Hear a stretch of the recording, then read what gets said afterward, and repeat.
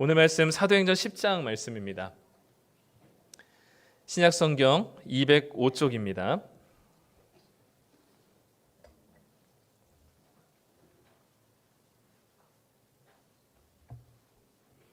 사도행전 10장 34절부터 48절까지 말씀입니다.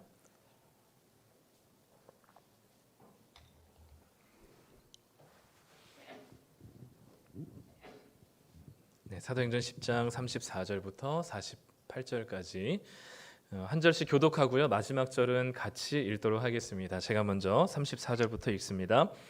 베드로가 입을 열어 말하되 내가 참으로 하나님은 사람의 외모를 보지 아니하시고 각 나라 중 하나님을 경외하며 의를 행하는 사람은 다 받으시는 줄 깨달았도다.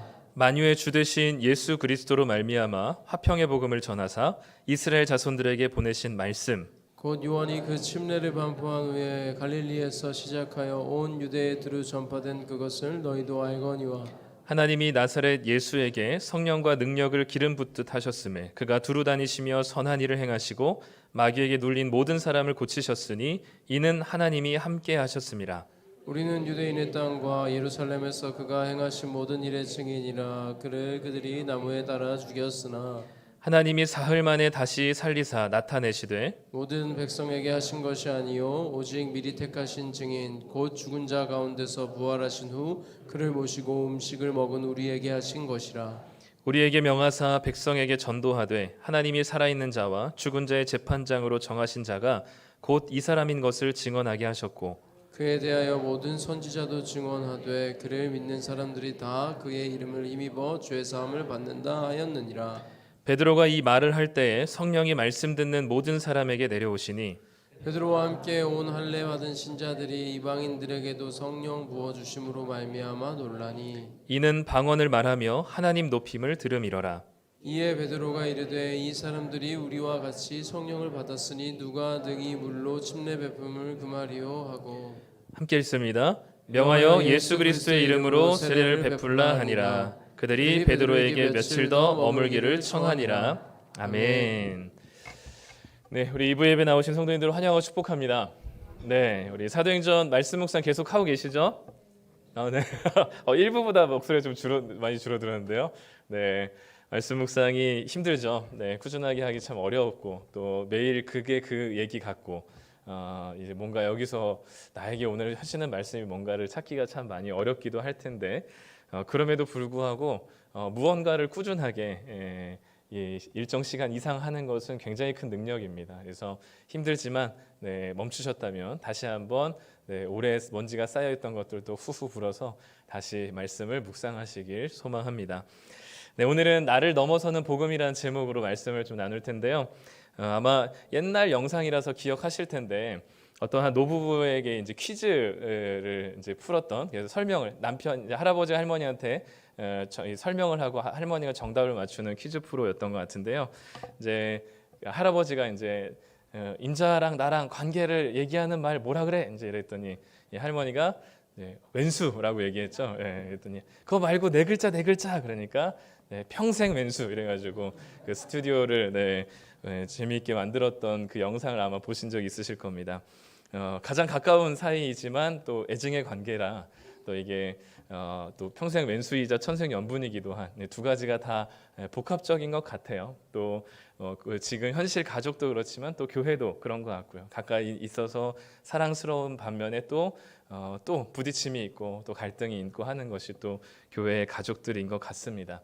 오늘 그 노부부가 얘기했었던 평생 원수라고 했던 것처럼 이 서로 다른 그리고 완전 평생 원수 같은 상황에 놓여 있는 두 사람의 모습이 오늘 있습니다. 첫 번째는 우리 고넬료라고 하는 한 로마 장군인데요. 이 사람은 이제 로마 사람이었고 백부장이라는 그 직책이 있었던 그래서 군인으로서 권력과 그리고 부도 있었고 그리고 로마 사람이라고 하는 아주 멋진 그리고 누가 보더라도 사회적으로 성공한 사람이었고요. 또 그 로마 제국의 식민지였던 피지배층이었던 한 베드로가 있었습니다. 베드로는 아무것도 가진 것은 없었고 그리스도교라고 하는 예수를 전하는 한 이단 종파의 한 사람 정도 이렇게 있었죠. 이 베드로와 고넬료는 서로 친해질래 친해질 수 없는 그런 관계로 시작이 되는 사람들입니다.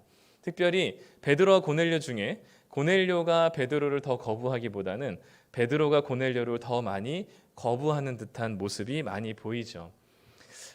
베드로가 유대인으로서 가지고 있었던 정체성 중에 하나가 뭐냐면 베드로는 어려서부터 이 얘기를 너무 많이 듣고 자랐고 또 그것이 그의 정체성이 되었어요. 뭐냐면 나는 유대인이다입니다. 이 나는 유대인이다라는 것에 감춰진 하나의 전제는 뭐냐면 그렇기 때문에 이방인과는 상종할 수가 없다라는 거예요. 이 세계관과 이 사고방식과 이 체계를 베드로는 어려서부터 교육을 받았고 그것이 베드로를 형성한 정체성이었습니다. 그의 삶을 평생 지탱해 온 것이 나는 유대인이고 유대인으로서 이방인과는 외국인과는 상종할 수 없는 사람이다라는 사실을 스스로의 정체성으로 여기고 살았습니다.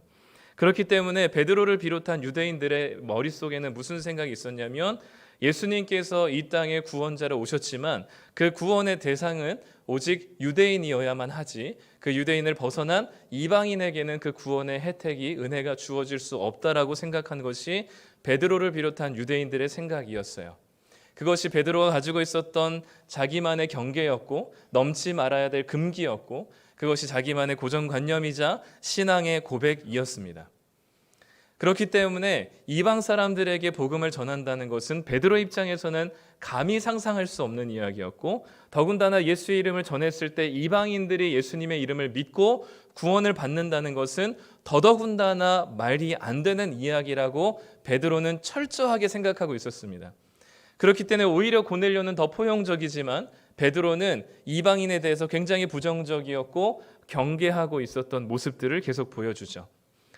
그렇지만 베드로가 자기가 자란 환경과 세계관과 선입견과 편견과 생각과 고정관념은 그러했지만 하나님께서 한 환상을 보여주시면서 이방인들과도 교제할 수 있는 의미의 꿈을 하나 보여주셔서 베드로는 이 하나님의 말씀에 충실하게 순종하고자 나름 애를 썼습니다. 오늘 우리가 본 본문에는 이 고넬료라고 하는 백부장을 베드로가 만나는 장면, 고넬료의 집에 도착한 장면이 등장하는데 그 이전부터 베드로는 엄청나게 많이 하나님 말씀에 나름 순종해 왔습니다. 베드로에게 하나님께서 환상을 보여주실 때에 어떤 한 고넬료라는 사람이 보낸 그 집안 사람들이 이 베드로를 데리고 오려고 찾아왔었습니다.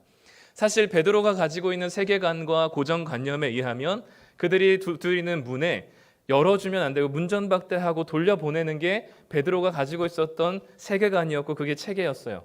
자기를 정의하고 있는 삶의 모습이 그러했습니다. 그런데 베드로는 자신이 지금까지 배워온 것이 그런 거였지만 이방인들을 내쫓지 않고 그 집으로 데리고 들어옵니다. 베드로의 엄청난 순종이에요. 베드로의 엄청난 노력입니다. 그리고 그 베드로는 그냥 데리고 들어오지 않고 자기에게 들어온 이방인들에게 먹을 것을 나누어 주고 식탁 교제를 하고 그리고 심지어 그들을 하룻밤 집에서 재워주기도 합니다. 베드로에게는 정말 많은 순종이었고 자기의 정체성을 흔드는 이 금기를 깨뜨리는 이 순간만큼 걱정스러웠을 겁니다. 그럼에도 불구하고 하나님께서 환상을 통해서 내가 깨끗하다는 것을 너가 부정하게 할 수 없다라는 그 환상을 보고 나서 베드로는 하나님의 말씀에 나름 순종하고 있는 거죠.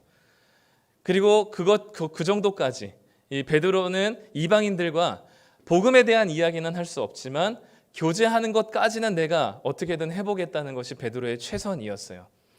베드로 입장에서는 이렇게 하나님 앞에서 자기가 유대인이지만 이방인과 상종하는 것이 위법이지만 이 유대인으로서의 금기를 깨고 나름 유대인과 교제하고 이들의 집을 방문하는 것까지는 베드로가 할 수 있는 최선의 방법이었습니다. 이 최선이라고 하는 단어에는 뭐가 들어있냐면 내가 할 만큼 했다라는 게 들어있어요. 더 이상 이 최선이기 때문에 이것 이상으로는 내가 못하겠다라는 말이 이 최선에 담겨 있습니다. 베드로가 할 수 있었던 나름의 자신의 정서와 세계관을 깨뜨리면서까지 할 수 있었던 범위는 이방인들과 말을 섞는 것 정도까지였어요. 하지만 베드로의 최선이 곧 하나님의 최선은 아니었습니다. 베드로는 자신의 경계와 자신이 그어놓은 선을 너무 많이 넘었다고 생각할지 모르겠지만 하나님께서는 그 정도 할 만큼 했다. 나는 이 정도면 그래도 하나님께서 나한테 보여주신 만큼 내가 하나님 말씀에 순종했다. 내가 최선의 노력을 다했다라고 여기는 이 베드로의 최선에 하나님께서는 하나님의 최선은 거기까지가 아니라고 말씀하는 게 오늘 베드로와 고넬료의 만남이었습니다. 베드로는 이방인을 만나면 고넬료를 만나면 그냥 간단한 이야기, 스몰 토크 정도 할 수 있는 교제 정도 할 수 있는 사이는 내가 했다라고 생각할지 모르겠지만 하나님께서 원하시는 관계는 베드로든 고넬료든 모두가 다 예수 그리스도의 복음을 듣고 예수님 앞에 믿음으로 구원받는 자, 한 가족이 되었다는 사실을 인정하고 경험하게 하는 것이 하나님이 원하시는 최선이었습니다. 그렇기 때문에 베드로의 최선을 뛰어넘어서는 것이 바로 복음이었고 베드로의 머릿속에는 이들에게 복음을 전할 수는 없지만 교제까지는 내 최선이다라고 얘기했었던 자기의 최선과 자기가 그어놓은 경계를 하나님께서는 그것을 무너뜨리시고 이방인들조차도 예수님의 이름을 믿고 구원받을 수 있는 하나님의 자녀된다는 사실을 말씀하고 있는 게 바로 베드로와 고넬료의 만남이 되는 거죠. 베드로는 자신이 지켜온 원칙을 무너뜨렸다고 생각하고 자신의 나름에는 엄청난 변화를 가져왔다고 생각했지만 그래서 나는 할 만큼 했다라고 생각했지만 하나님은 그 정도로 만족하지 않으시고 베드로에게 이방인도 구원을 받을 수 있는 너희들과 전혀 다름없는 사람이라는 사실을 보여주고 싶어 했습니다. 베드로는 여기까지가 하나님 제 최선입니다라고 했을 때 하나님은 그 이상을 원하셨죠. 베드로의 최선, 나는 여기까지라고 하는 자신을 뛰어넘어서는 하나님의 복음의 능력을 보게 하신 것입니다. 베드로 자신의 정체성을 형성했던 개념, 나는 유대인이기 때문에 이방인과 함께할 수 없다는 또는 이방인에게는 구원이 없다고 생각했었던 그 베드로의 생각과 경계를 뒤집어 엎으시길 원하셨어요. 그래서 예수 이름을 믿는 모든 자들에게 그 죄를 용서하시고 구원을 주시고 성령을 부어주심으로 이제는 베드로나 고넬료나 유대인이나 이방인이나 구분과 경계가 상관없이 나와 너가 다르다는 그 암묵적인 구별을 깨뜨리고 서로 다른 사람들이 아니라 주님 안에서 한 가족 되었다는 사실을 복음을 통해서 베드로가 보기를 원하셨던 것이죠. 그렇기 때문에 베드로나 고넬료나 모두 하나님의 존귀한 자녀이고 유대인과 이방인이라는 외적인 조건으로 구분지을 수 없다는 사실을 하나님께서는 베드로를 통해 보고 싶어 하셨습니다. 그래서 베드로가 자신이 고넬료의 집까지 오게 된 경위를 고넬료의 입을 통해서 들었을 때 자신이 최선을 다한 것이 얼마나 무지하고 어리석은 것이었고 그것을 뛰어넘어 일하시는 하나님이 얼마나 위대하신지를 고백하고 있습니다. 오늘 말씀 34절과 35절 말씀 함께 읽겠습니다. 베드로가 입을 열어 말하되 내가 참으로 하나님은 사람의 외모를 보지 아니하시고 각 나라 중 하나님을 경외하며 의를 행하는 사람은 다 받으시는 줄 깨달았도다. 베드로가 참으로 이제야 내가 하나님은 사람을 외모로 보지 않으시는 유대인이나 이방인이나 부자나 가난한 자나 어떤 외적인 조건 눈에 보이는 것으로 구분짓지 않으시는 하나님이시라는 사실을 내가 이제야 깨닫게 되었다라고 베드로가 고백합니다. 그리고 베드로와 함께 왔었던 유대인 6명은 베드로가 유대인들이 본인들이 받았던 동일한 성령을 이 이방인에게도 부어주시는 이 성령의 임하심을 보고 나서 이렇게 고백하죠. 우리 함께 읽겠습니다. 할례 받은 신자들이 이방인들에게도 성령 부어주심으로 말미암아 놀라니. 사도행전 2장에 보면 이 제자들을 비롯한 유대인들에게 성령이 강력하게 임하는 오순절 성령 강림 사건이 있습니다. 그때 나타났던 반응과 현상이 뭐였냐면 하나도 외국어를 배우지 않았던 베드로가 제자들이 외국어를 하기 시작했고 방언을 하기 시작했고 그들의 방언을 통해서 했었던 전달된 내용이 하나님의 큰 일을 말하는 게 되었습니다. 오늘 말씀에서도 46절에 보면 이들이 성령이 임하게 되어서 나타났던 변화가 무엇이냐면 방언을 하게 되었고 하나님의 큰 일을 말하게 되었습니다. 자신들과 동일한 성령을 받을 수 없다고 생각했었던 이방인들에게 하나님께서 자신들에게 주었던 성령이 이들에게도 임하는 것을 보고 이제는 우리가 더 이상 성령으로 동일한 세례를 받아 한 가족이 되었으니 이들에게 물 세례를 주는 것이 어떤 거리낌이 있겠느냐라고 하면서 이들에게 물 세례를 베풀므로 이제는 공식적으로 이 베드로를 비롯한 유대인들이 이 고넬료를 비롯한 그 집안 사람들을 주님 안에서 한 가족 되었으므로 받아들이게 되는 거죠. 베드로는 그저 교제 정도 하는 것으로 자신이 대단한 노력을 했다라고 생각했지만 하나님 그 베드로의 최선을 뛰어넘으셔서 그들이 주님 안에서 베드로와 다를 바 없는 한 가족 되었다는 복음의 능력을 보여주신 것이죠. 그렇기 때문에 사도행전 10장의 핵심은 고넬료가 예수를 믿은 게 중요한 게 아니라 베드로가 회심했다는 게 중요한 겁니다. 베드로는 예수님을 갈릴리 호숫가에서 처음 만났을 때, 제자로 부르실 때 이미 회심했습니다. 이미 예수님을 자신의 주인으로 삼았죠. 예수님을 따르기로 결정한 사람입니다. 그런데도 불구하고 예수님을 부인한 현장 속에서 예수님께서 다시 찾아오셔서 3번이나 너가 나를 사랑하느냐라고 물었을 때 베드로는 또 한 번 회심하게 되는 거죠. 그리고 나서 오늘 고넬료를 만나고 난 이후에 이제서야 다시 또 이 자신의 이 갇혀져 있었던 신앙과 그리고 자신의 평생토록 자신의 경험으로 축적되었던 자기만의 신앙 고백을 깨뜨리고 그 벽을 허물고 경계를 넘어서 하나님께서 함께 하시는 한 가족 되었다는 또 한 번의 회심이 이 본문 가운데 등장하는 거죠. 그렇기 때문에 우리는 한 번 예수님을 믿었다고 고백하는 것으로 충분하지 않습니다. 계속해서 회심해야 됩니다. 계속해서 하나님이 우리의 주님이시고 내가 가지고 있었던 편견과 내가 그동안 경험했었던 신앙의 틀과 내가 알고 있었던 습관과 내가 고백했던 신앙의 고백을 거기서 멈추고 거기 안에서 갇혀 있으면 안 되고 날마다 그것을 깨뜨려서 하나님의 말씀 앞에서 계속해서 고쳐나가고 회심하고 계속해서 그 과정과 반복들이 우리 가운데 넘치도록 있어야 합니다. 그게 바로 개신교예요. 개신교의 개신이 뭘까요? 다시 고치는 겁니다. 다시 바꾸는 겁니다. 어디의 기준에서? 하나님 말씀의 기준에서 내가 지금까지 이렇게 신앙생활을 했는데 이것이 하나님 말씀의 기준할 때 아니라면 그 틀과 경계와 내가 그어놓은 선을 넘을 줄 알아야 되는 게 개신교예요. 영어로 프로테스탄트라고 하는 저항이라고 하는 뜻이 담겨있는 그 로마 가톨릭의 그 구습과 전통과 오랜 습관들을 하나님 말씀에 비교했을 때 이것이 맞지 않다라고 깨닫고 적용했을 때 그들은 과감히 그들의 오랜 구습과 1000년 동안 이어져온 그 전통이지만 그것을 깨트릴 수 있는 힘이 생기게 됩니다. 그 경계와 선을 허물어뜨리고 매일매일 계속해서 하나님 말씀에 비추어서 고쳐나가고 다시 개혁하고 다시 뜯어고치고 다시 자신만의 경계와 벽들을 허물어뜨릴 수 있는 사람들이 바로 개신교의 특징이에요.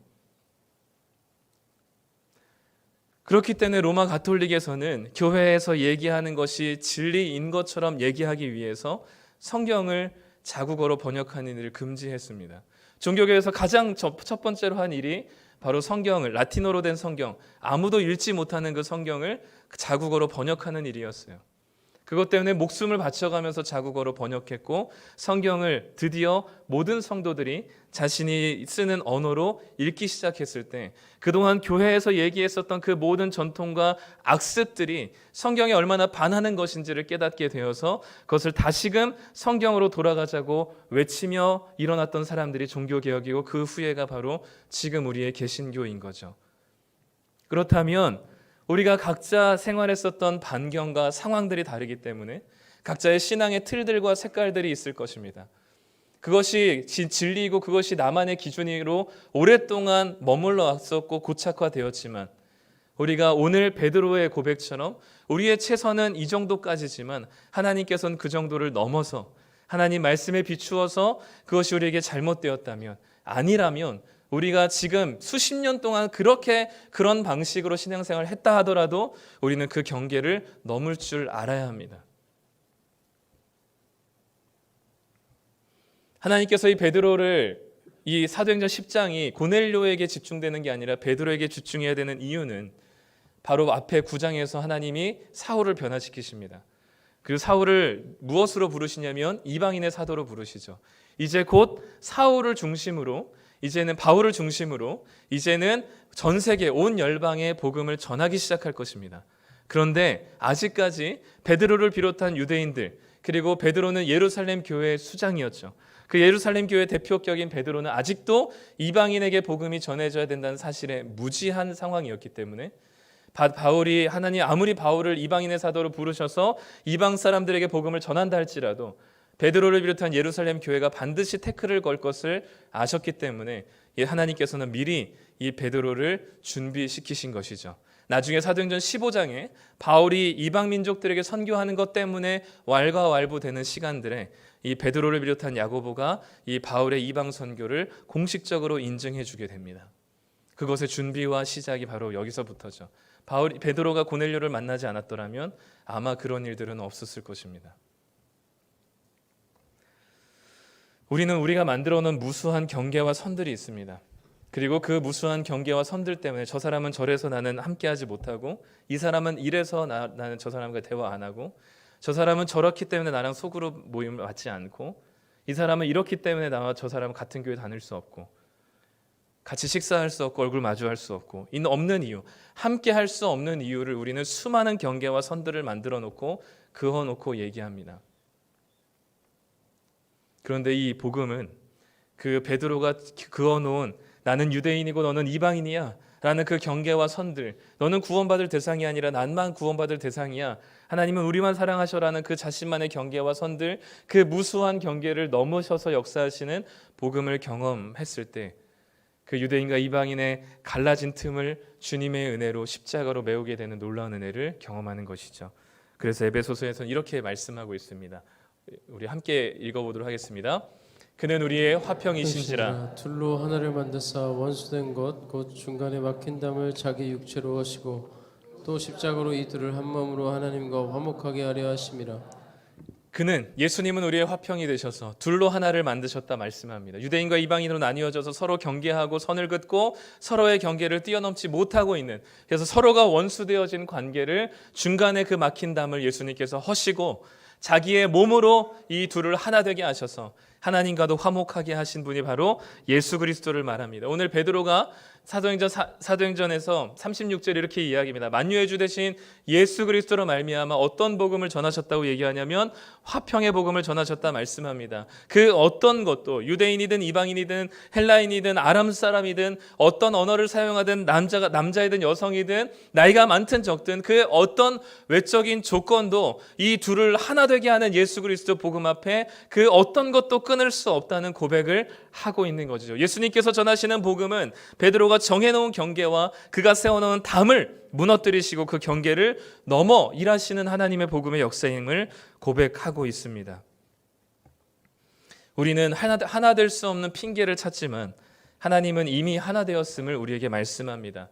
에베소서 4장 말씀 함께 읽겠습니다.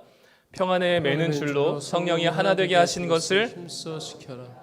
이미 예수님께서는 성령을 통해서 우리를 하나 되게 하셨습니다.